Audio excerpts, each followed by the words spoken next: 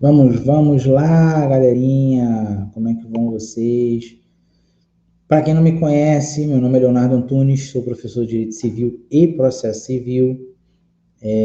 Por favor, se você não estiver inscrito nesse canal, lhes peço que se inscrevam,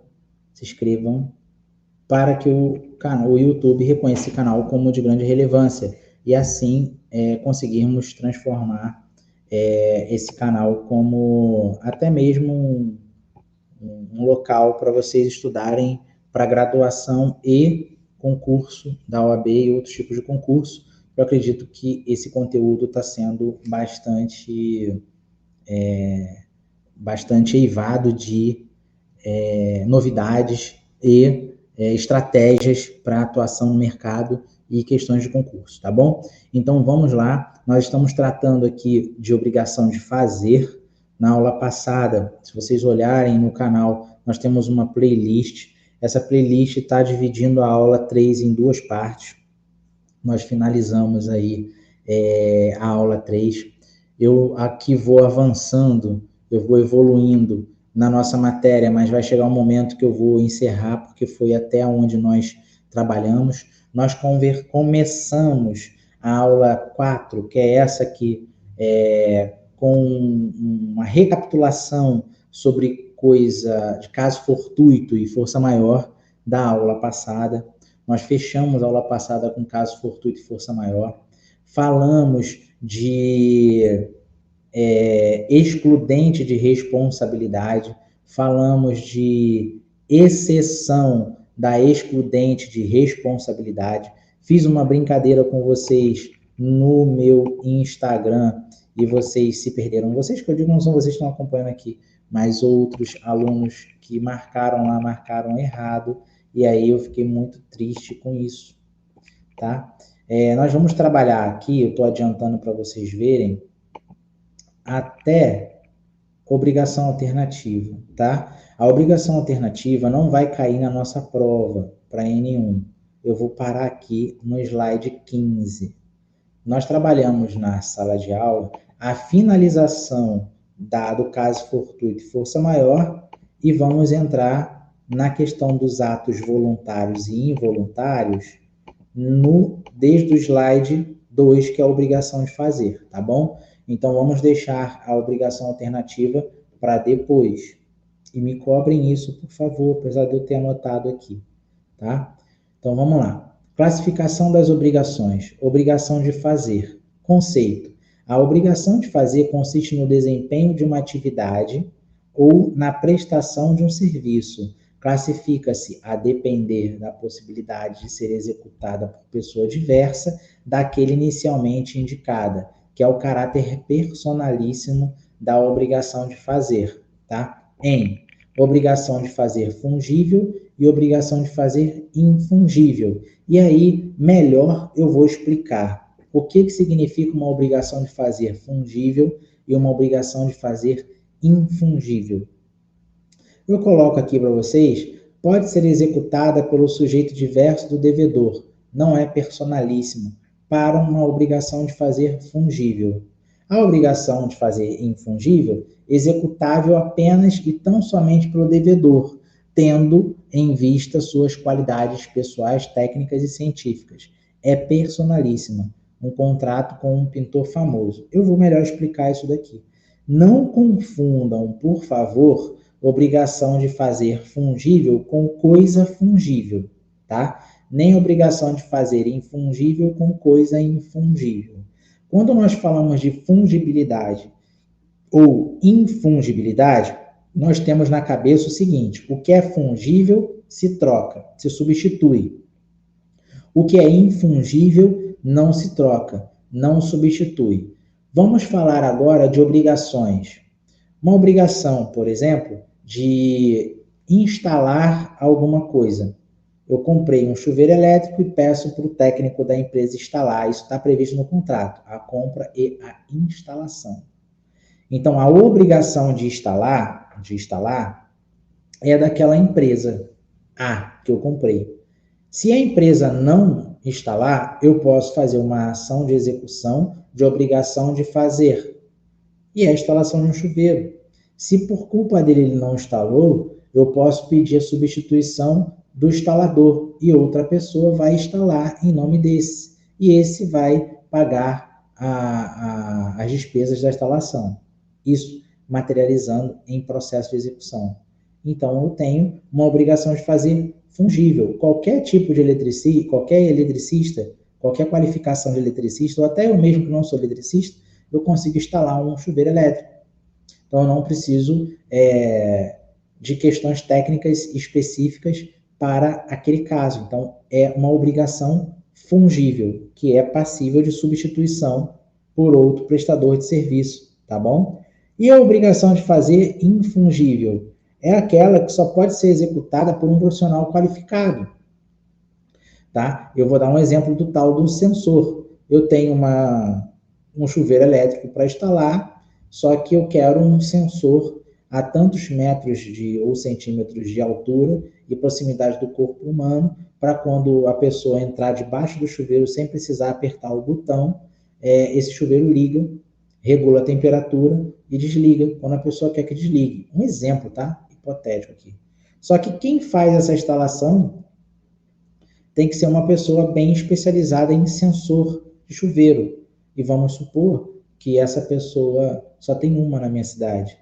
Então, é uma obrigação infungível. Ela não é passível de substituição. Ninguém mais pode substituir, a não ser aquele cidadão que tem um único daqui da cidade que vai cumprir. Eu não vou pegar o cara lá do sul para poder vir aqui para cumprir, tá bom? Então, é uma obrigação infungível, que não é substituída. A impossibilidade, agora avançando aqui, a impossibilidade do cumprimento das obrigações de fazer fungível. O que é uma obrigação de fazer fungível? É aquela que eu posso substituir o agente, é aquela que eu posso substituir quem vai executar a obrigação de fazer, tá? Então, a consequência desse inadimplemento depende de ter decorrido ou não de ato voluntário do devedor. Então, aqui nós vamos analisar, essa obrigação aconteceu, essa obrigação lá não aconteceu, por quê? Foi um ato voluntário ou foi um ato involuntário? Se foi um ato voluntário, se o devedor deixou de cumprir a obrigação por meio da vontade, duas possibilidades acontecem aqui. O devedor sou eu não quero fazer, não vou fazer e ponto final. A execução, a obrigação, ela é extinta e a outra parte pode exigir compensação de perdas e danos. Ou executar judicialmente a obrigação para que um terceiro faça as custas do devedor, bem como exigir compensação de perdas e danos. Ou seja, se eu compro o chuveiro e eu peço o funcionário da loja que eu comprei para instalar, está previsto no contrato que ele vende o chuveiro mais a instalação. Isso é uma obrigação de fazer fungível. Se ele não vai instalar, eu posso fazer uma ação de execução de título executivo extrajudicial e requerer nessa ação a extinção da obrigação. Eu não quero mais que haja a instalação, mas eu quero a compensação de perdas e danos. Ou eu posso entrar com uma ação de execução pedindo para executar judicialmente aquela obrigação. Eu quero que algum especialista, faça a instalação no meu chuveiro, que não seja o da loja que eu comprei. E aí, quem vai ter que pagar vai ser a loja que eu comprei. Então, eu pego uma outra loja que executa o serviço e quem paga é a loja que me vendeu. Entenderam? Então, eu tenho que avaliar a culpa, o ato se é voluntário ou não. E se for por um ato involuntário, tá? Aqui, no ato involuntário, não é mais a situação de que o devedor simplesmente não quis cumprir a obrigação, mas deixou de cumprir, deixou de fazer por motivo superveniente. Alguma coisa provocou que ele não conseguiu fazer. Portanto, trata-se de casos em que não há culpa do devedor, tá? Por conta disso, o contrato é extinto. Então, não há culpa, sem que o credor possa reclamar por perdas e danos. Com efeito, tornando-se impossível a obrigação, sem culpa do devedor, ele não pode ser forçado a executá-lo, pela máxima que vigora no direito de que ninguém pode ser obrigado a realizar algo impossível. tá? Então, se o devedor não cumpre a obrigação por involuntariedade dele, eu não, como credor, eu não posso executar judicialmente porque eu não vou conseguir, eu vou ter prejuízo. E aí a gente parou e nós voltamos na aula, né, presencial, nós voltamos e remetemos à discussão de caso fortuito e força maior, né? Eu não fiz a manutenção da residência do cliente porque caiu uma tempestade, rachou a estrada, eu não pude ir, e no nosso contrato o prazo era até dia 10/10, mas acontece que isso aconteceu no dia 9/9 e a estrada não posso passar e não tem voo para lá, eu não consigo ir. Então foi impossível de eu cumprir essa obrigação por um fato superveniente. Estava dentro do prazo. Estava dentro do prazo, estava dentro do prazo. Então, se estava dentro do prazo, aconteceu um raio na estrada, isso daí foi força maior, foi um evento da natureza, eu não previa isso e logo eu não tenho responsabilidade por isso. Tá? Então, caso fortuito e força maior são causas excludentes de responsabilidade. Né? Caso eu estivesse indo para a casa do meu cliente para realizar a obrigação no dia 15 de dezembro, o prazo era até dia 10 de outubro, mas eu estava no dia 15 de dezembro, e nesse dia o raio cai e eu não consigo atravessar a estrada e não tem voo, e eu não vou mais, eu digo que não fui porque o raio caiu, tá? Em que pese ser um fato superveniente, ser uma causa de excludente de responsabilidade, mesmo assim, por eu estar em mora, eu estar devendo, eu estar atrasado no cumprimento da minha obrigação, eu tenho que fazer a manutenção, eu tenho que fazer a instalação, eu sou obrigado a fazer a instalação. Então, a avaliação de fato superveniente, independente de culpa ou não, tem que ser avaliado se no contrato há assunção de competência, ou seja, ele assume, mesmo caso haja evento da natureza, força maior, caso fortuito, e se estiver em mora, eu tenho a assunção de competência e mora do devedor.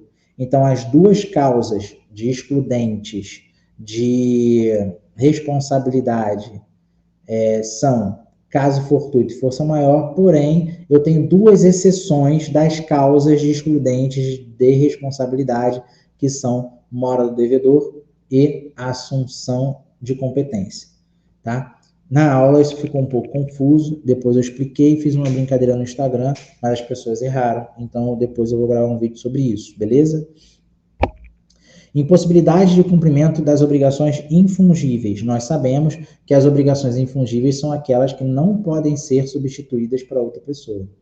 Da mesma forma que nas obrigações fungíveis, os efeitos do inadimplemento das obrigações de fazer infungíveis depende de ter decorrido ou não de um ato voluntário do devedor, aqui a gente também tem isso. Tá? É uma obrigação infungível, não pode ser substituída pelo devedor, porque é infungível, mas vamos analisar a culpa. Foi por ato voluntário? Se descumprida a obrigação de fazer infungível por ato voluntário do devedor, ou seja, simplesmente porque ele não quis cumpri-la, o contrato é extinto e há a compensação de perdas e danos. Então, contudo, é possível que as perdas e danos sejam substituídas por execução de cláusula penal.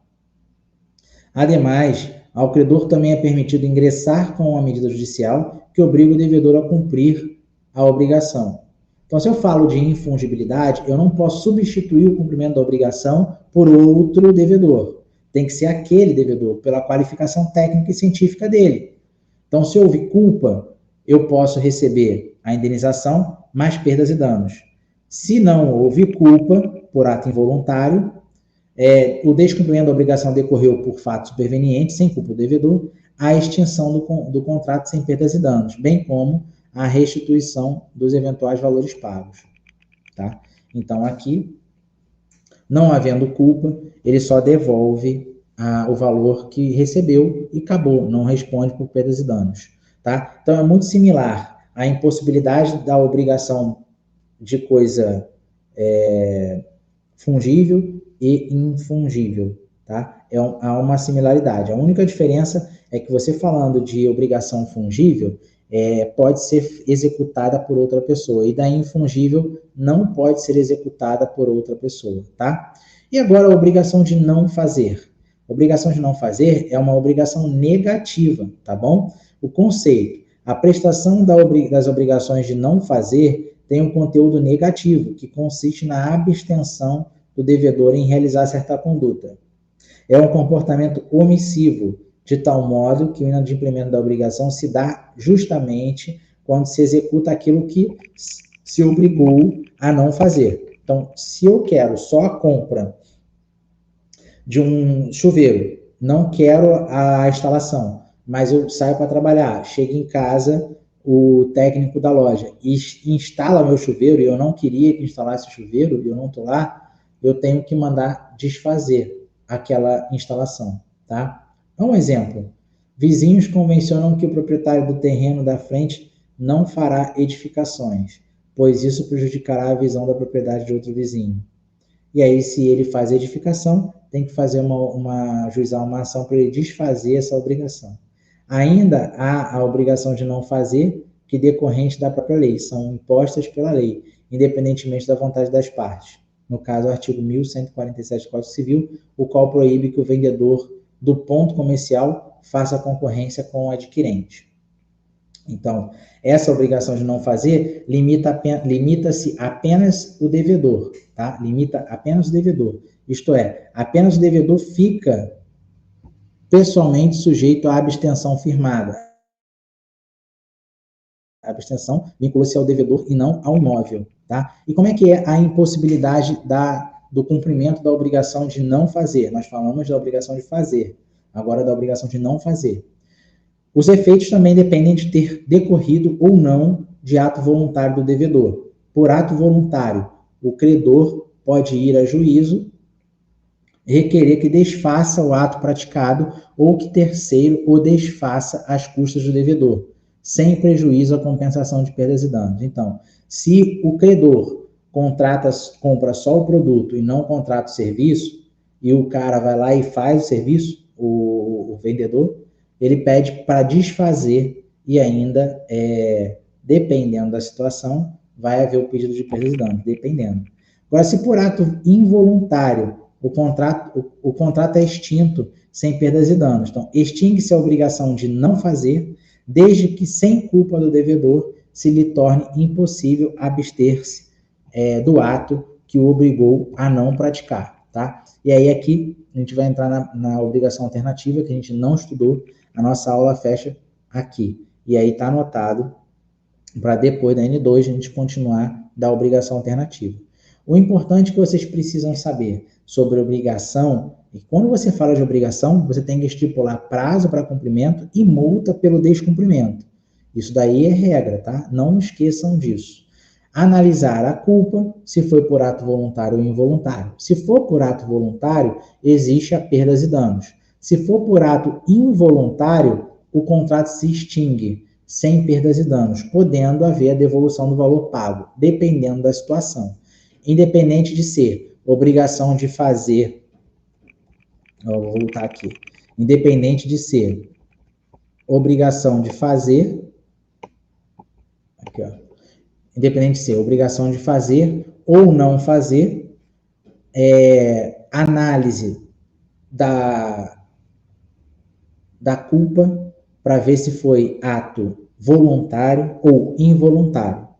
Ato voluntário, o devedor responde por isso. Ato involuntário, o contrato se extingue e o devedor não responde. Basicamente, obrigação de fazer e não fazer, a análise vai decorrer da culpa do devedor, tá bom? Se é voluntário ou se é involuntário. Lembrando que obrigação é diferente de coisa e lembrando que caso haja a comprovação de que houve um ato involuntário, foi por fato superveniente à vontade do devedor. E os fatos supervenientes à vontade do devedor podem se enquadrar na excludente de responsabilidade, que é caso fortuito ou força maior. Em via de regra, caso fortuito e força maior são causas de excludentes de responsabilidade. Ponto.